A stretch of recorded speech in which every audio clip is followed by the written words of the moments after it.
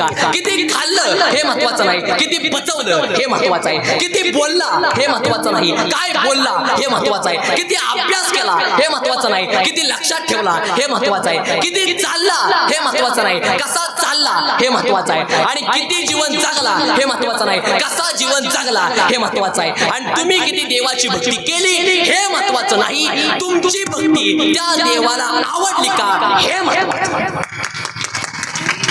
किती चालला हे महत्वाचं नाही, कोणत्या दिशेनं चालला हे महत्वाचं आहे. तमाशात चाललेलं देवाला आवडत नाही.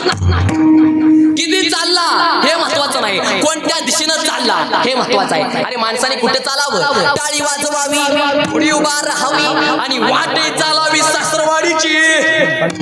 चालावी का? मग कुठली चालावी? वाट ही चालावी पंढरीची. एक वाक्य सांगू का?